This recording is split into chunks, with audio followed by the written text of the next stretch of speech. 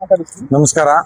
ಈ ದಿನ ನೆನ್ಮಂಗಲ ವಿಧಾನಸಭಾ ಕ್ಷೇತ್ರದ ಜನಪ್ರಿಯ ಶಾಸಕರು, ಅಭಿವೃದ್ಧಿ ಅಧಿಕಾರರು, ಜನಸ್ನೇಹಿ, ಬಡವರ ಬಂಧು ಎನ್ ಶ್ರೀನಿವಾಸಣ್ಣನವರು ನೆನ್ಮಂಗಲ ಉತ್ಸವ ಕಾರ್ಯಕ್ರಮದ ಎರಡನೇ ಕಾರ್ಯಕ್ರಮವಾದ ರಂಗೋಲಿ ಸ್ಪರ್ಧೆ ಕಾರ್ಯಕ್ರಮವನ್ನು ಈ ದಿನ ಸೋದನಹಳ್ಳಿ ಗ್ರಾಮ ಪಂಚಾಯತಿ ಕಸಬಾ ಹೋಬಳಿ ನೆನ್ಮಂಗಲ ತಾಲೂಕು ನಮ್ಮ ಪಂಚಾಯತಿಯಲ್ಲಿ ಇವತ್ತು ಎಲ್ಲ ಗ್ರಾಮಗಳಲ್ಲೂ ರಂಗೋಲಿ ಸ್ಪರ್ಧೆಯನ್ನು ಏರ್ಪಡಿಸಿ ಎಲ್ಲ ಗ್ರಾಮಗಳಲ್ಲೂ ಭಾಗಿಯಾಗಿ ನಮ್ಮ ಮುಖಂಡರುಗಳಿಗೆ, ಕಾರ್ಯಕರ್ತರಿಗೆ ಹಾಗೂ ಜನತೆಗೆ ರಂಗೋಲಿ ಸ್ಪರ್ಧೆ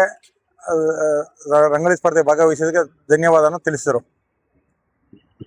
ಮಹಿಳೆಯರಿಂದ ಯಾವ ರೀತಿ ಮಹಿಳೆಯರಿಂದ ಎಲ್ಲ ಗ್ರಾಮಗಳಲ್ಲೂ ಈ ಸುಮಾರು 40-50 ವರ್ಷಗಳಿಂದ ಯಾರು ಮಾಡಿರುವ ಕಾರ್ಯಕ್ರಮವನ್ನು ನಮ್ಮ MLA ಶಾಸಕರು ನೆನ್ಮಂಗಲ ಉತ್ಸವ ಹಬ್ಬದ ರೀತಿಯಲ್ಲಿ ಇವತ್ತು ಎಲ್ಲ ಗ್ರಾಮಗಳಲ್ಲೂ ಸಹ ಪಕ್ಷಾತೀತವಾಗಿ, ಜಾತ್ಯತೀತವಾಗಿ ಸಹ ಭಾಗವಹಿಸಿ ಎಲ್ಲ ಗ್ರಾಮಗಳಲ್ಲೂ ರಂಗೋಲಿ ಸ್ಪರ್ಧೆಯಲ್ಲಿ ಮಹಿಳೆಯರು ಭಾಗವಹಿಸಿದ್ದಾರೆ. ಸುಮಾರು ನಮ್ಮ ಸೋದನಹಳ್ಳಿ ಗ್ರಾಮ ಪಂಚಾಯತಿಯಲ್ಲಿ ಮಹಿಳೆಯರು 7 ಬೂತ್ ಬರುತ್ತೆ. ನಮ್ಮದು ಪಂಚಾಯತಿಲಿ ಟೋಟಲು 24 ಪಾಯಿಂಟ್ ಮಾಡಿದ್ದು.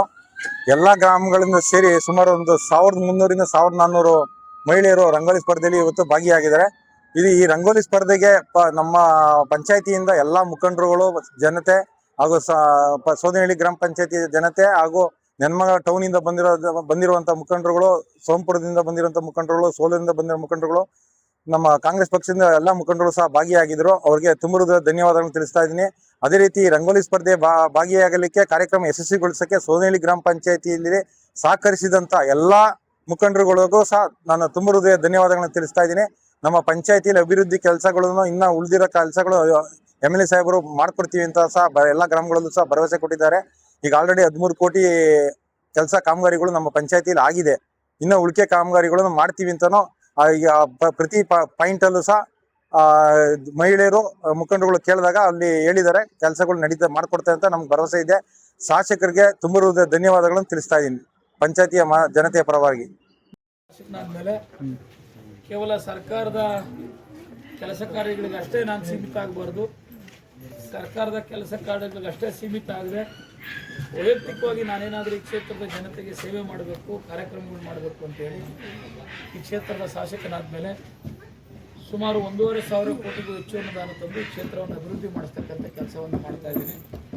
ಇದರ ಜೊತೆಯಲ್ಲಿ ವೈಯಕ್ತಿಕವಾಗಿ ನಾನು ಈ ಕ್ಷೇತ್ರದ ಜನತೆಗೆ ಕಾರ್ಯಕ್ರಮ ಮಾಡಬೇಕು ಅಂತ ಚಿಂತನೆ ಮಾಡಿ ನೆಲಮಂಗಲ ಉತ್ಸವ ಅಂತ ಕಾರ್ಯಕ್ರಮ ಇಟ್ಕೊಂಡು ಆ ನೆಲಮಂಗಲ ಉತ್ಸವದ ಕಾರ್ಯಕ್ರಮದ ಅಡಿಯಲ್ಲಿ ಸುಮಾರು 4,500 ವಿದ್ಯಾರ್ಥಿನಿಯರಿಗೆ ಪ್ರತಿಭಾ ಪುರಸ್ಕಾರ ಕಾರ್ಯಕ್ರಮವನ್ನು ಯಶಸ್ವಿಯಾಗಿ ಪೂರ್ಣಗೊಳಿಸಿದ್ದೇವೆ. ನಾನು ನಮ್ಮ ಪಕ್ಷದ ಮುಖಂಡರು